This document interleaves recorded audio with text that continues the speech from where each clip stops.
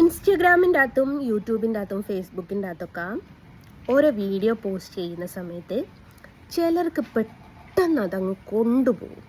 അവർക്കത് കാണാൻ വയ്യ എന്ന് പറഞ്ഞിട്ട്. ഇത് എനിക്കും ഉണ്ടാകുന്ന അനുഭവം കേട്ടോ. എൻ്റെ കമൻറ്റ് ബോക്സ് എടുത്താൽ കാണാം, 50 മേലോട്ടുള്ള അമ്മശ്കിമാർ എന്തൊക്കെ പ്രായ കാണിച്ച് കൂട്ടുന്നതെന്ന് ചോദിച്ചിട്ട് കുറേ മെസ്സേജുകൾ കാണാം.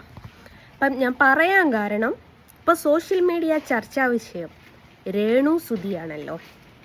അപ്പം രേണു സുധീൻ്റെ പേരിൽ ഒരു കംപ്ലൈൻറ്റുമായിട്ട് ഒരു അമ്മച്ചി സ്റ്റേഷനിലേക്ക് വിളിച്ച് നിങ്ങൾ കേട്ടോ എന്നെനിക്കറിയില്ല.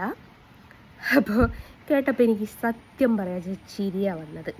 ആ തള്ളച്ചി എവിടെയാണ് ഉള്ളതെന്ന് വെച്ചാൽ അവിടെ പോയിട്ട് ഞാനൊരു അവാർഡ് കൊടുക്കുമായിരുന്നു തള്ളച്ചിക്ക്. എന്തിനെന്നറിയോ? ലോകം കണ്ട ഏറ്റവും വലിയ മൊണ്ണക്കുള്ള അവാർഡ്. അല്ലാതെ എന്ത് പറയാനാ ഗൈസ്. അമ്മച്ചിക്ക് പറയുന്നത് എന്താ വെച്ചാൽ 100-300 രൂപ റീചാർജ് ചെയ്ത് ഫോണിൽ നെറ്റ് കയറ്റി ഫോണ് എവിടെ തുറന്നാലും രേണു സുധിനെയാണ് കാണുന്നത്.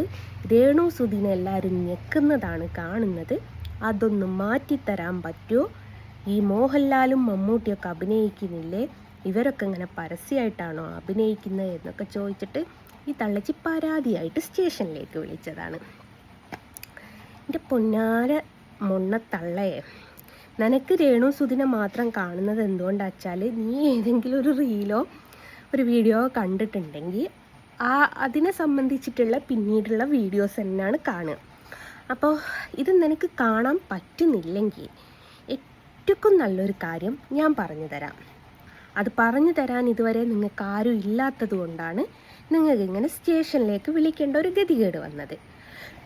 എനിക്ക് നിങ്ങളെ പരിചയം ഉണ്ടായിരുന്നേ നിങ്ങൾക്ക് സ്റ്റേഷനിലേക്ക് വിളിക്കേണ്ട ഒരു അവസ്ഥയും വരൂല, ഞാൻ വരുത്തൂലായിരുന്നു. അപ്പം നിങ്ങൾ എന്താ ചെയ്യേണ്ടത് വെച്ചാൽ ഫോൺ എടുക്കുക, തറയിൽ എവിടെയെങ്കിലും നിരപ്പായിട്ടുള്ളൊരു സ്ഥലത്ത് വെക്കുക, വലിയൊരു കല്ലും എടുക്കുക, ആ ഫോണിൻ്റെ മുകളിലേക്ക് അങ്ങിട്ടേക്കുക. എന്നാൽ ഒന്നും കാണേണ്ടി വരില്ല, നെറ്റ് പോലും കേട്ടേണ്ടി വരില്ല നിങ്ങൾക്ക്. സത്യം എന്തൊരു കഷ്ട ഗൈസ്. 55 വയസ്സുണ്ട് പോലും. ഈ 55 വയസ്സുണ്ടെങ്കിൽ കാലന സ്വപ്നം കണ്ട് കിടക്കേണ്ട പ്രായമാണ്. അപ്പോഴാണ് ഈ ഇൻസ്റ്റഗ്രാമും യൂട്യൂബും ഒക്കെ കണ്ടുകൊണ്ടിരിക്കുന്നത്. എന്തുവാണ് തള്ളേ, വല്ല രാമായണവും ഭാഗവതമൊക്കെ വായിച്ച് കുത്തിരിക്കേണ്ട നേരത്ത് ഇങ്ങനെ ഇൻസ്റ്റഗ്രാമും ഫേസ്ബുക്കും ഒക്കെ നോക്കിയിട്ടല്ലേ ഈ പലരെയും ഞെക്കുന്നത് കാണുന്നത്.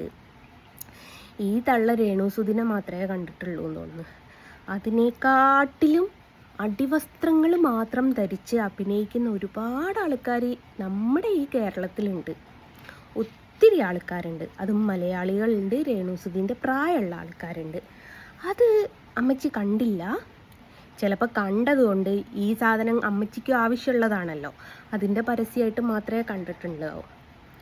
എൻ്റെ തള്ളേ, നിങ്ങൾക്ക് പോലീസ് സ്റ്റേഷനിൽ വിളിക്കുന്ന നേരം കൊണ്ട് ആ പിള്ളേരോ അല്ലെ ആ പെണ്ണുങ്ങളോ എന്തെങ്കിലും ഭക്ഷണം കഴിച്ചോ എന്ന് നിങ്ങൾ ഇത്രയും കാലമായിട്ട് അന്വേഷിച്ചോ? അഭിനയം എന്ന് പറയുന്നത് ഞെക്കുകയും പിടിക്കുകയും ഒക്കെ ചെയ്യുന്ന നിങ്ങൾ കാണേണ്ടി വരും. നിങ്ങൾ പഴയ കാല സിനിമകളിൽ ആരെയും ഞെക്കുന്നത് കണ്ടില്ല.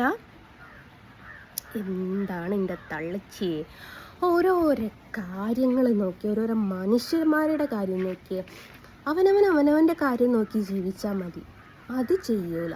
മറ്റുള്ളവന് എന്ത് കുറ്റവും കുറവും ഉണ്ട് എന്ന് നോക്കി നടക്കുന്ന ഇപ്പോഴത്തെ ഈ കാലത്തുണ്ടല്ലോ, വല്ലാത്തൊരവസ്ഥ തന്നെയാണ്. ഇതുപോലുള്ള ഈ തള്ളൻ്റെ വീട്ടിലൊന്നും ആരും ഇല്ലായിരിക്കും പറഞ്ഞു കൊടുക്കാൻ. ഏതായാലും തള്ളക്ക് ഇൻസ്റ്റഗ്രാമും ഫേസ്ബുക്കും യൂട്യൂബും ഒക്കെ ഉണ്ടെന്ന് മനസ്സിലായി. ഈ വയസ്സാം കാലത്ത് ഇതൊക്കെ എന്തിനാണ് എന്ന് ചോദിച്ചപ്പം നമ്മുടെ നേർക്ക് വരും. അപ്പോൾ ഇതൊക്കെ കാണാതിരിക്കാൻ ഒരൊറ്റ വഴിയേ ഉള്ളൂ, ഫോൺ എറിഞ്ഞ് പൊട്ടിക്കുക. എന്നാൽ നെറ്റും കേട്ടണ്ട, ഇതൊന്നും കാണേണ്ടിയും വരില്ല, ഇതിനൊന്നും അഭിപ്രായം പറയേണ്ടിയും വരില്ല. പിന്നെ ആരോ എങ്ങനെയോ ജീവിച്ചോട്ടെ.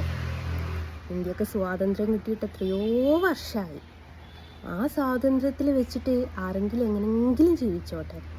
അതിൽ വെറുതെ കൈ കടത്തിയിട്ട് അഭിപ്രായം പറഞ്ഞ് സ്വയം ഇതേപോലെ മറ്റുള്ളവരുടെ മുമ്പ് പരിഹാസപാത്രമാവുന്നതിനെക്കാട്ടിലും നല്ലത് മിണ്ടാതെ വല്ലതും ജപിച്ച് വീട്ടിലിരിക്കുന്നതായിരിക്കും കേട്ടോ.